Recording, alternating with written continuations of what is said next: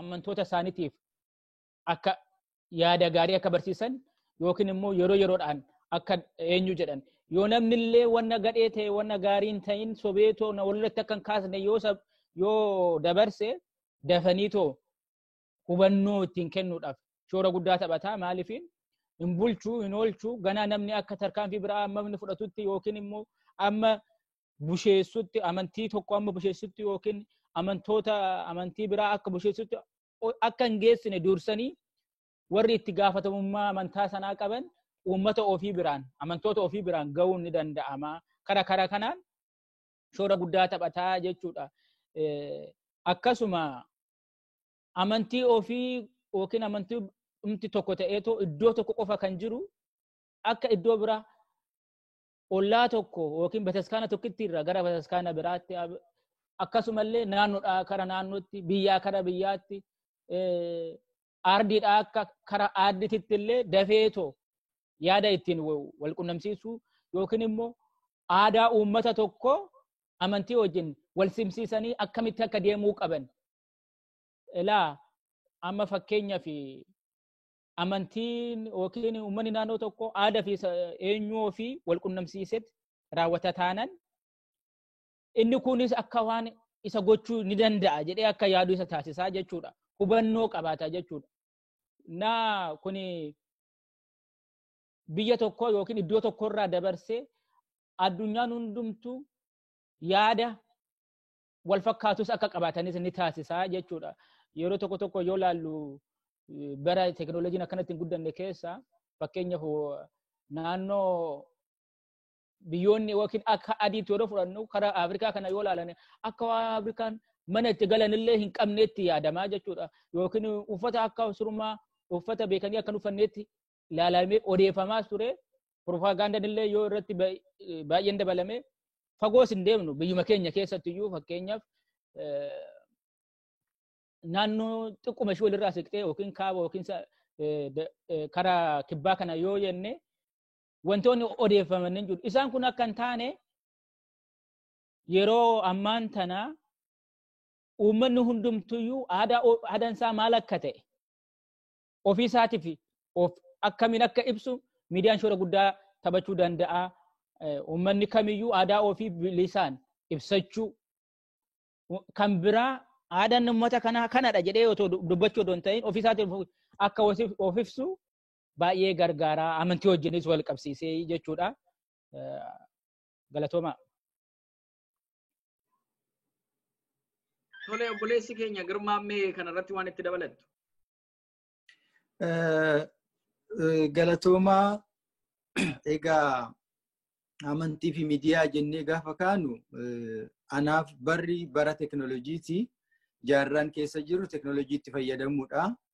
Miidiyaa yoo jennu teknooloojiitti fayyadamuudha amma kan akka durisan afaaniin qofa namni dhuunfaan dubbatee nama hedduutti dabarsuu odoo hin ta'in karaa two-way ta'een odoo nafin kan dubbatus kan dhaga'us dubbachaati dhaga'aati karaa saniin itti deemama kanaafuu gara amantaatiin yoo kan fudhannu ta'e faayidaan isaa promote religious literacy jedha. Namni waaqatti akka amanu gochuu irratti akkuma sila kaasaa turre karaa waaqa akka hordofu gochuu irratti bu'aa guddaa qaba. Kan ammoo kan raawwatu miidiyaa fi teknoolojii waliin qabsiisnee gaafa fayyadamnu nama muraasa bira dhimma wal fakkaatuun yaada wal fakkaatuun odoo yaanni communicate ta'u sun odoo bifa isaa odoo hin jijjiirin hiikkaa isaa odoo hin jijjiirin nama hedduu bira ga'uu danda'a. Risoorsii xiqqaadha jechuudha. Kanaafuu addunyaan tokko taatee jirti. Tokko kan taate karaa miidiyaa kanatti fayyadamnee addunyaa bira waa'ee addunyaa barsiisuu addunyaan tun akkatti jirtu himuu fi wal dhageessisuun hin danda'ama jechuudha. Akka mana amantaa keenyatti yoo fudhanne fakkeenyaaf risoorsii xiqqaadhaan kadhannaa geggeessuun hin danda'ama. Kana namoonni biyya biraa jiran Awustiraaliyaa jiran fakkeenyaaf Jarman jiran yookaan immoo steetuma adda addaa bakkuma jirrutti fayyadamanii wal barsiisuun danda'amee jira. Miidiyaatti fayyadamuudhaan bilbilaan ta'uu danda'a, viidiyoo konferensiidhaan ta'uu danda'a. So kana abbaan achi jiru tokko namaa kadhachuu hin danda'a, barsiisuu hin danda'a, jijjiiruu hin danda'a jechuudha. Kanaafuu risoorsii illee seef akka goonu nu gargaaraa jechuudha. Karaa kanaan yeroo ilaallu. Karaa biraatiin namoota hedduu bira gahuu hin dandeenya. Akkuma sila kaasuudhaaf yaaletti informationiin darbu, yaadni daddarbu odoo hin jijjiiramin jechuudha. Informationiin namni tokko dubbatu namatti himee, namni immoo namatti himee, namni immoo namatti himee, dhumarra namni dhaga'u bifa isaa jijjiiruu danda'a. Hiikkaan isaa jijjiiramuu illee danda'a. Amma gaafa akkas ta'e kan siyaasa ta'u jechuudha. Kanaafuu kuni rakkoo san keessaa nu baasa. Miidiyaa teknooloojiidhaan wal qabsiisnee gaafa fayyadamnu jechuudha. Kanaafuu faayidaan isaa guddaadha. Garuu amantaadhaan wal qabatee miidiyaa yeroo fayyadamnu of eeggannoo guddaadha kan barbaadu. Of eeggannoo guddaa jechuudha. Namni miidiyaa irra jiru waa'ee amantichaa kan musliimas haa ta'u, kan kiristaanas haa ta'u, amantaa biraas haa ta'u beekuu qaba. Miidiyaa yeroo jennu xinxaala of keessaa qaba. Namni xinxaalu sun diiteelii waan tokko beekuu qaba. San yoo beekuu baate konfliktiitu jira jechuudha. Konfliktiitu dhufuu danda'a. Kanaafuu haala saniin konfliktiin akka hin jiraannetti teknooloojii fi miidiyaa walitti qabsiisnee amantaa keenya irratti tajaajilamuudhaafis babal'isuudhaafis ilaalcha namaa jijjiiruudhaaf misoomawaa gochuudhaafis maatii isaa akka qabatu soshaalii interaaktiif akka ta'u namni nama wajjiniin akka jiraatu wal gargaaruu akka danda'u wal danda'uu wal obsuu akka danda'u waliin rakkoo jiru keessa darbuudhaaf jijjiirama hojiirra oolchuudhaafis kan danda'u of eeggannoodhaan yoo hojjenne qofa ani of eeggannoo san biratti yaada babal'aa itti kennuun hin danda'ama. Garuu ammaaf of eeggannoo ta'uu akka qabu wanni ilaallu jechuudha. Kanuman jedha. Egaa nu galatooma lamman keessanillee galata guddaa qabdu. Akkuma gaa kaasaa turree miidiyaan abbootii yookaan hordoftoota amantaa isaanii akka hordofanuuf odeeffannoo amantaa isaanii addallee ta'e amantaa biraarraallee qabatanii kan isaanii walitti fidanii illee ilaalanii yaada fooyya'aa keessaa yaadi gaarii ta'e yaadi nama guddisuu danda'u biyya guddisuu danda'u amantaa hunda keessallee hin jiraataa. Isumallee walitti fidanii waan waliin deemsisuu danda'u sana waliin deemsisanii yaada jijjiiramaa qabatanii uummata isaanii waan fayyadu sanaan biyyas guddisuu ofis jijjiiruun hin danda'ama. Haalli itti waaqeffatan adda adda ta'uu danda'a. Kana malee yeroo ammaa keessumattuu gara miidiyaan kun karaa dhibee koronaa vaayirasii kanaan sarviisiin hundumtuu gara miidiyaatti ala dhufu al tokko tokko carraa guddaa kan inni uumamaa inni namoonni yeroo baay'ee hin qabaanne waa'ee waaqayyoo dhaga'uu barbaadanii bakka jiranitti ta'anii googilii illee godhanii yuutuubii irra illee dhaqanii akka jirri waan barbaadan afaan barbaadan sanaan afaan beekan sanaan akka ilaalanuu carraa guddaa fidee jira. Akka seenaa biyya keenya keessatti immoo hin yaadannaa bilbillee arabii yeroo duraa galee hojii seexanaati jedhanii amma bishaan eebbisanii sabala kanatti facaasanutti illee waan ga'e waan baay'ee jira. Uummanni keenya ala kompiitariin dhufuu kunooti kun bara dhumaatii lakkoofsa ja'a sadansanii walitti fidanii kunillee akka addunyaa waan dhumteetti kan ilaalaa turanii jiru. Kuni teeknooloojii irraa namatti boodatti kan hambisuudha. Teeknooloojiin dhufu dhiibbaa mataasaa qabaachuu danda'a. Garuu akka itti fayyadamnutti barree ittiin fayyadamuun barbaachisaadha. Kun uummata keenya dadammaqsee uummanni keenya ala baratu, ala dadammaqu waan amantaasaa ta'ee hin fudhata. Waan amantaasaa hin taane kun amantaa koo miti jedha. Waan aadaa isaatti afaan isaattis dhiibbaa fidu kuni aadaa kootti afaan kootti dhiibbaa fida jedhee keessaatti xiinxalatee eenyummaa isaa ilaallata. Keessumatti immoo yoo amma danda'ame eenyummaa isaallee isa keessaan ibsatee waaqa amana sunillee ittiin galateeffatee uummata wajjiniin sabaaf sablammii wajjin jiruun jaalalaan wajjin jiraachuudhaan qaroominaan wajjiniin waan fooyya'aa uumuudhaaf faayidaa guddaa hin qabaata. Egaa daawwattoota keenya amma kan isin guyyaa irraa waa'ee miidiyaa fi waa'ee amantii gidduu isa jiru kana akkamitti araarfannaa akkamitti deemaa akkamitti faayidaa nuu kennuu danda'a isa jedhu kana dhaamsuma kanallee kan isiniin gahaa jirru amma karaa miidiyaatiin jechuudha. Laala karaa kanaan walitti dhufnee nu dhaggeeffattanii jechuudha. Wal dhageenyuu keenya kanallee pilaatfoormii kana yookaan haala ittiin walitti dhufnu kana kan nu mijeesse egaa miidiyaadhuma jechuudha. Itti kana karaa booddeettis irratti jajjabaannee hojjennee isinillee yaada qabdanu yoo jiraate yaada keessan nuun geessanii kana sirreeffadhaa nuun jettanii nu immoo hawaasa keessa rakkoo jiru tokko tokkoon ilaallee waan hawaasni ittiin barachuu danda'u allattiidhaan isiniin bira ga'uudhaaf kun miidiyaan baay'ee barbaachisaadha. Dhaamsi tokko miidiyaa bareedaadhaan dhaamsi bareedaan miidiyaa bareedaadhaan saba bukkee yoo deege faayidaa bareedaa buusuu danda'a. Miscommunication gidduutti raawwatamu. Kana malee garuu miscommunicationiin haala gaarii ergaa gaarii illee qabatanii ergamaan sun garuu ergaa sana bakkaan hin ga'u yoo ta'e dhumarratti riizaaltiin arginu yookaan immoo dhumarratti waan bu'uura isaa gaafa arginu waan gaarii hin taane ta'a. Kanaafuu sagalee Waaqayyo amantaa hunda keessa jiru gaariidha jennee yoo fudhanne isa immoo miidiyaan giddu galeessa jiru namni isaa gaarii yoo ta'e uummata sana irratti faayidaan inni fidu cimaa ta'a isa jedhuudha. Egaa sa'aatiin keenyas gatiiruma deemaa jiruu fi kanuma irratti akka waliigalaatti dhaamsa qabdanuu fi waan hafe immoo itti dabaltanii dhumarratti waan nuun jettan akka nuun jettanu obboleessa keenya Daaqoon Lammeessaa kennee itti aanuudhaan immoo Girmaadhaaf carraa kana kenna. Meegaa obboleessa nuuf ufa. Tole galatoomadha. Waan baay'ee kaasnee jirra. Akkuma ka'umsa keenya faayidaa miidiyaati kan ittiin eegalle miidiyaa fi amantaadha. Walumaa galatti faayidaan miidiyaa guddaa akka ta'e amantaa wajjin wal qabsiisnee baay'ee haasofnee jirra. Kun haaraa miti waan haaraa miti namoonni hedduun ni beeku ta'a. Namoonni muraasni garuu yeroo tokko akkuma lubni amma kaastan akka waan miidiyaan hiccitii amantaa tokko balleessuudhaaf iba baasuudhaaf akka waan hojjetu wayitti ni odeeffama. Ammas taanan abbaa itti fayyadamu santu murteessaa jechuudha yoo jennu yoo natti fakkaatu bataskaan yookiin manni amantaa tokko iccitii hin himamne waan qabu natti hin fakkaatu yoo jiraatellee amantootaaf wanni akka hin himamne dhokatu to hafu waan irra jiraatu natti fakkaatu. Ansaaxilullee maalidha daba maqaa amantaatiin raawwatan isaan sana baasuu danda'a. Isaan immoo ba'uu qabu.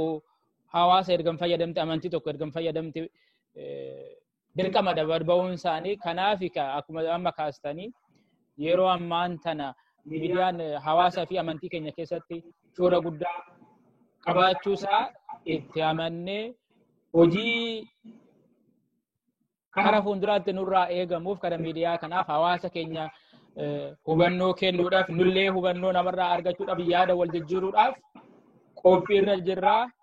Egaa dhaggeeffattoota keenya yaada qabdan kana fooyyessaa kana hojjedhaa jettanii akka nu qabsiisaniif fudhachuudhaaf akkasuma karri keenya banaadha.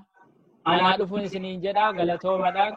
Karaa fuulduraatti dugda keenya hidhanneet aadaa keenya fi amantii keenya wal simsiifnee wal hubachiisna jechuun barbaada. Galatooma. Tole anis egaa barri bara teknooloojiitii fi miidiyaa sirriitti itti fayyadamnu akkuma jedhame rakkoon tokko yoo dhalate carraa tokko uumaa waan jedhamu jira. Amma rakkoodhuma koronaatirraa kan ka'e walitti dhufuu hin dandeenye. Teknooloojii kanaan garuu gargaaramnee mana amantaa keenyas tajaajilaa jirra, uummata keenyas tajaajilaatii jirra. Waan biyya keenya keessa jiru barachaa jirra. Nus haga danda'ame namoonni aktiif taanee hojii kanarratti hirmaanne wal barsiisatis jirra. Karaa jiruu addunyaatiin isaa ta'uu, waan hojjennuun isaa ta'uu, maatii keenyaan wal qunnamnee gaafachuudhaan guyyaa guyyaadhaan waan irra jiran waan tokko tokko baruudhaaf baay'ee itti gargaaramaa jirra. Miidiyaan amantaa qofaa miti. Jiruu keenya lafarraa yeroo jiraannu waan ittiin gargaaramnus nu gargaara. Fakkeenyaaf miidiyaatti fayyadamnee kadhannaa walii gochuu hin danda'a. Abbaan tokko kadhannaa gochuu hin danda'an ijoollee isaaniitii fi haala saniitti gargaaramuu hin danda'ama. Wal barsiisuun hin danda'ama. Wal cimsuun hin danda'ama. Wal jajjabeessuun hin danda'ama. karaa biraatiin fayyaallee amma akka biyya guddate kanattis kan ilaalaa jirru teelemedisin jedhama. Namni yaada isaa bakka dhukkubu akka isa godhu hakiima isaatti himatee hakiimni isaa qoricha erguufii danda'a. Waan hedduu wanna kaffalus akkasitti kaffaluu hin danda'a. Haga san bira gahamee jira. Kanaafuu kallattiin ittiin wal gargaarru hedduudha. Miidiyaa namoonni akka hin sodaanne akka akkuma sila lubni keenya jedhanii waan seexanaatii miti. Kun waan sammuun namaa kalaqee fidee itti fayyadamuu qabna, itti dhiyaachuu qabna, itti gargaaramuu qabna. Ispeeshaalii dhaloonni amma dhufaa jiru teekinooloojii kanatti fayyadamee waan ajaa'ibaa hojjechaa jira waan ta'eef nu hunduu kanarratti hirmaachuu qabna. Yeroo hunda fiizikaalii yookaan immoo qaamaan argamnee waan hunda hojjechuu hin dandeenyu ta'a. Nurraayis hin eeggamu waan akkasii. Kanaafuu teekinooloojiitti fayyadamnee, miidiyaatti fayyadamnee wanna barsiisuu qabnu, wanna dabarsuu qabnu. Aadaa keenya, amantaa keenya, fedhii keenya, haala keessa jiraannu, haala addunyaan keessa jiraannu. Irra caalaa immoo amma dhukkuba kanaan wal qabatee amala isaa yeroo yeroodhaan jijjiiraa jira waan ta'eef maatii keenya, uummata keenya irratti, saba keenyaaf waan jiru hunda, waan argannu hunda miidiyaatti fayyadamnee dabarsuu dandeenya. Karaa amantaatiin akkuma jirutti ta'ee jechuudha.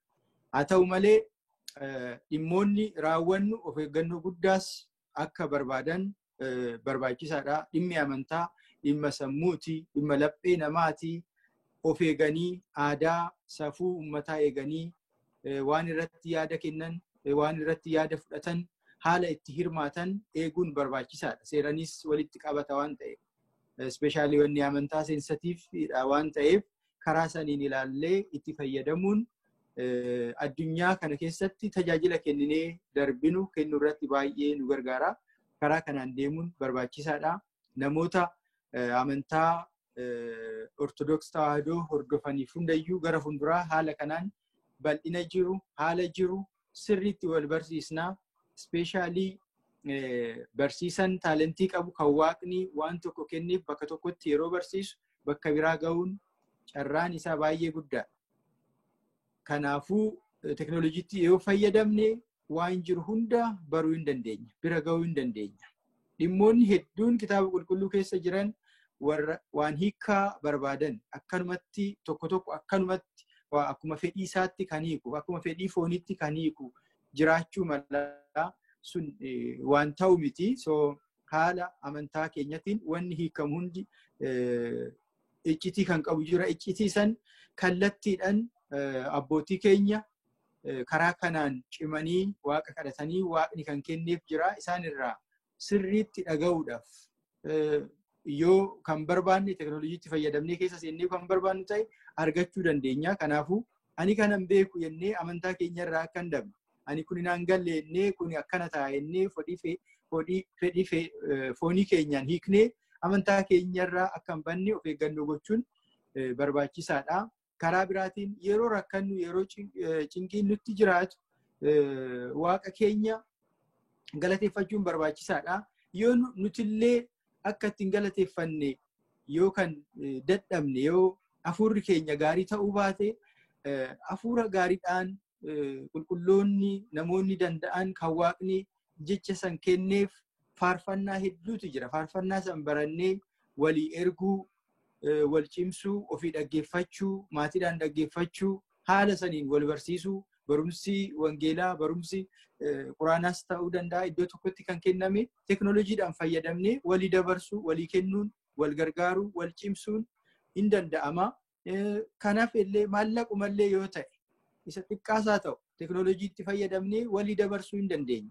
Wanni guddaan teekinooloojiidhaa fi miidiyaa kana dabalatee miidiyaa kam hordofnaa, kamtu nu cimsuu danda'a, kamtu waan nu ta'u nu dabarsuu danda'a kan jedhu kana deemsa keessa baruun barbaachisaadha. Miidiyaan hundi faayidaa sirriin qabu. Kan ijoollee keenya balleessu, kan amala keenya balleessu jiraachuu danda'a. Waan hedduudha addunyaa kanarra kan ba'aa jiru.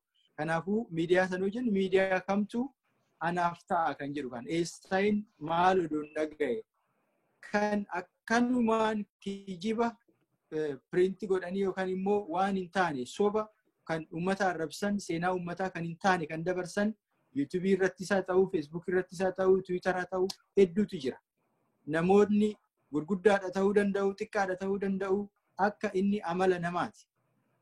Akka amala isaaniiti. Kanaafuu garuu miidiyaan nuti hordofnu sun miidiyaa nu gargaaruu danda'u. Waa'ee amantaa keenyaa cimsuu kan danda'u. Waa'ee aadaa keenyaa cimsuu kan danda'u. Kan irraa baran. Kan nuti odoo nama biraatti himnee kan ittiin saalfanne jechuudha. Waan akkasiitti fayyadamurraa akka of hin qabne jabaannu gara fuulduraa gaafa dhimmi amma dabarsinu kun isin bira ga'ee gaaffii kaastan yaada qabdan yoo nu kennitan isarratti immoo cimsinee waan biraas dubbisnee waan jiru yaada keessanis daballee isinii dhiyeessuudhaaf nus haga danda'ame itti qophaa'atii deemnaa. Kanuman jedhaa baay'ee galatoomaa eebbifamaa. Galatoomaa gaa lamman keessanuu Diyaaqoon Lammeessaa obboleessi keenya Girmaan illee galata guddaa qabdu. Egaa daawwattoota keenya isinillee nu hordofuu keessaniin galata guddaa qabdu. Egaa miidiyaan sagalee Waaqayyoo yeroodhaa amma akka yerootti sagaleen isaa qulqulluun akka yerootti jijjiiramaa deema. Duraan qaamumaan Addaamii fi Waaqayyo haasofsiisaa ture gannata keessatti jechuudha. Isan booda sagalee adda addaatiin raajotarra bulee bakka adda addaatiin Musee yoo argine gubattuu biqiltuu sana keessa boba'aa fi biqiltuu sanaan illee Waaqayyo akka baru taasiseenii itti mul'iseetu jira. Waan nama ajaa'ibsiisu seera ba'uu boqonnaa 3 lakkoofsa 1-9 yoo ilaalle karaanni Waaqayyo Museen ittiin haasofsiise in argina jechuudha. Egaa kara biraatiin hojii duuka bootaa boqonnaa 2 lakkoofsa 3 irratti duuka boota isaa haala Waaqayyoon sagalee ittiin kenneef haala biddaatiin ittiin kenneef ilaalla. Yeroo adda addaatti Waaqayyo uummata isaa kan inni ittiin dhaamsa isaa dabarfatu haala adda addaatiin jira. Gatii kana yeroo ammaa immoo kara miidiyaa kanaan sagalee Waaqayyo utuu teknooloojiin kun hin jiraanne maal taanaa turre odeeffannoo karaa kamiin darbaa ture jedhaatime utuu gara waggaa 100 walitti ta'ee akkam taanaa turre isa jedhu sana ilaallu. Amma yeroo ammaa biyya Ameerikaanii kana keessatti faarmaasii CVS adda addaa yoo galle qorichatu gurgurama, qoricha rafiitii gurgurama. Yeroo ammaa namni gatii mana ooluu fi hojiirra gadi hin oollee fi rafiitillee dhabee manuma keessa taa'ee stressii kana fa'aa waan inni ittiin hir'isatudha.